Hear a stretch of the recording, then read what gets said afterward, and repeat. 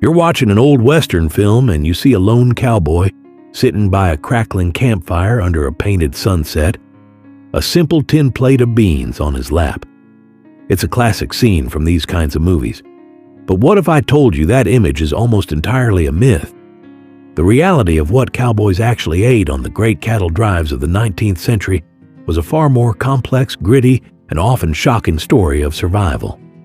The truth is, their diet was brutally monotonous, but it also featured bizarre delicacies that would make most of us turn pale today. This isn't the story of simple campfire meals. It's the story of a diet built on desperation and incredible ingenuity. If you enjoy uncovering the real history of the Old West, go ahead and hit that subscribe button, ring the notification bell, and give this video a thumbs up. You won't want to miss the unbelievable truths we're about to uncover. Part 1. The Holy Trinity of the Trail. The biggest problem on a long cattle drive was simple. How do you feed a team of hard-working men for months, hundreds of miles from any town or store? The solution wasn't about taste. It was a calculated system of survival. The Holy Trinity of beef, beans, and biscuits was chosen because it was portable, preservable, and packed with calories. First, let's talk about the beef. Cowboys were surrounded by thousands of cattle, but the great irony is that a fresh steak was a rare luxury. Those animals were the trail boss's entire investment, his walk-in profit.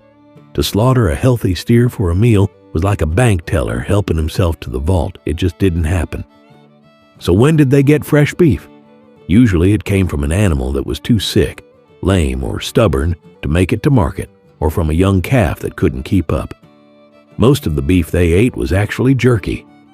But this wasn't the tender, flavorful snack we buy today. The cook would cut meat into thin strips, salt it heavily, and dry it in the sun until it was hard as a rock. This trail jerky was tough, incredibly salty, and took a lot of work to chew, but it wouldn't spoil. On the rare occasion a fresh animal was butchered, the cook wasted nothing. After frying the tough steaks, he'd throw flour into the sizzling beef grease left in the skillet. This created a thick, savory gravy known as sop, or Texas butter, which cowboys would ladle over their biscuits. If beef was the luxury, beans were the bedrock. They were the undisputed cornerstone of the cowboy diet, a reliable source of protein that fueled the grueling work. Pinto beans were the top choice. They were cheap, nutritious, and didn't take up much space in the chuckwagon. But making them edible was an all-day job. The process began in the morning when the cook would put a huge pot of dried beans to soak in water. That pot would then jiggle around in the back of the wagon all day, which helped the beans rehydrate. As soon as the wagon stopped for the night, that pot of beans was the first thing to go on the fire, slow cooking for hours to be ready for breakfast the next morning. Their importance is captured in their nicknames. Cowboys called them prairie fuel and also whistleberries, a humorous nod to their well-known digestive effects. The third pillar of the trail diet was bread. The most prized bread of all was the sourdough biscuit. A skilled cook took immense pride in his biscuits. The secret was a sourdough starter, a living culture of yeast that the cook protected like a prized possession. He kept it in a crock and fed it daily with flour and water. On cold nights, the cook would even sleep with his sourdough crock to keep the yeast from dying. At the other end of the spectrum was hardtack. This was survival food in its purest form. Made from just flour, water, and salt, it was baked until it became incredibly hard and dry. It was nearly impervious to spoilage, but so tough that cowboys called it gun wadding and had to soak it in coffee to make it edible. Part 2. The King of the Campfire. The myth of the lone, self-sufficient cowboy couldn't be further from the truth. A cattle drive was a highly organized community with a strict social hierarchy. At the very center of this world was the chuckwagon, and it was the undisputed kingdom of the most respected and often most feared man on the trail, the camp cook. Invented by cattleman Charles Goodnight in 1866, the chuckwagon revolutionized cattle drives.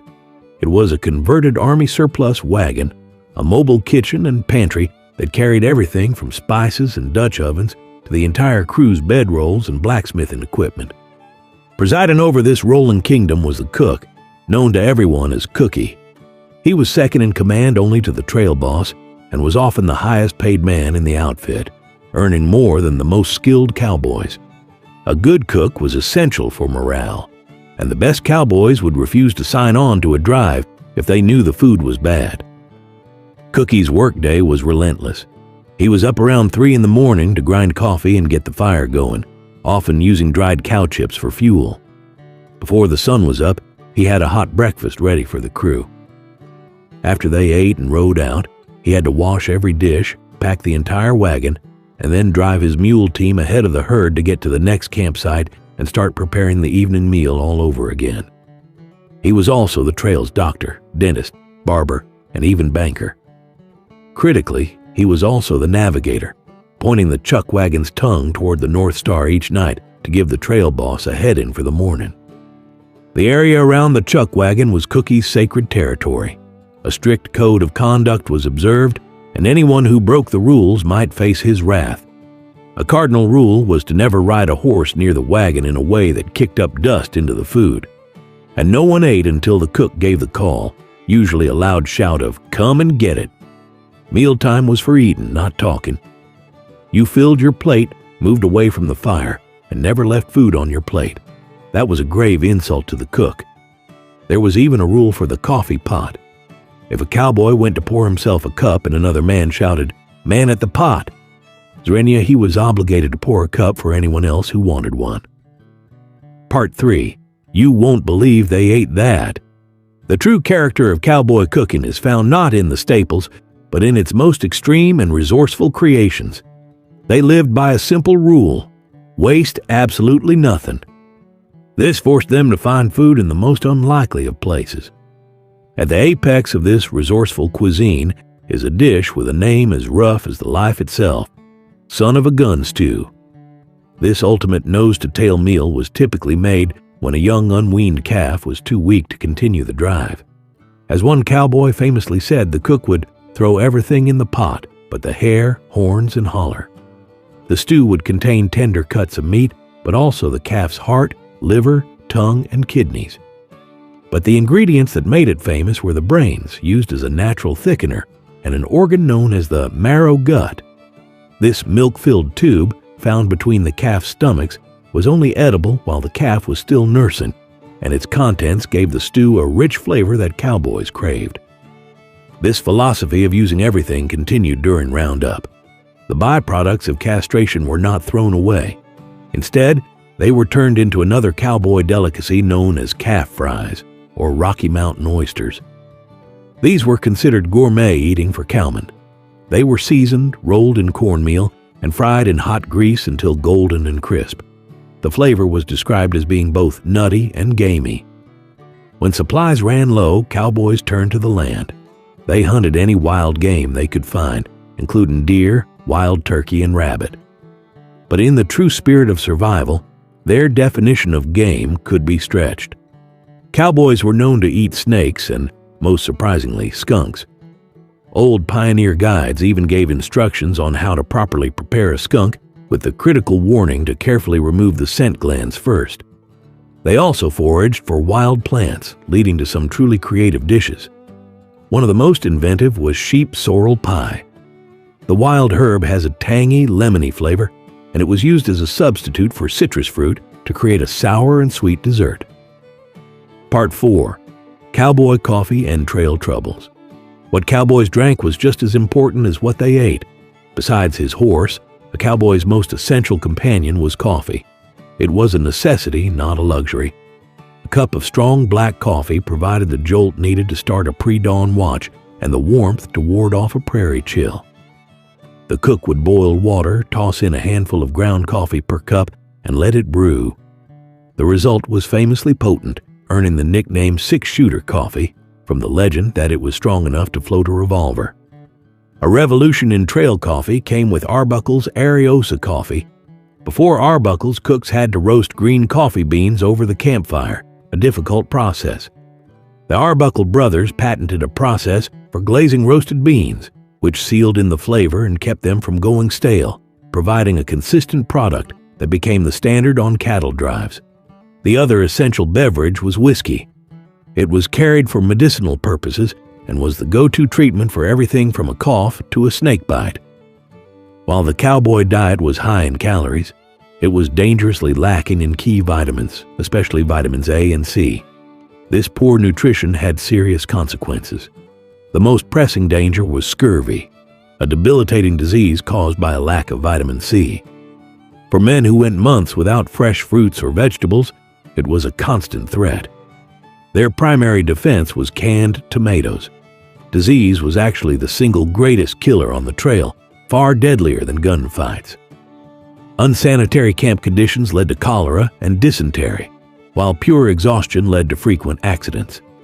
This harsh reality, a deficient diet, constant danger, and primitive medicine, paints the real picture of the profound daily struggle that was a fundamental part of the cowboy experience.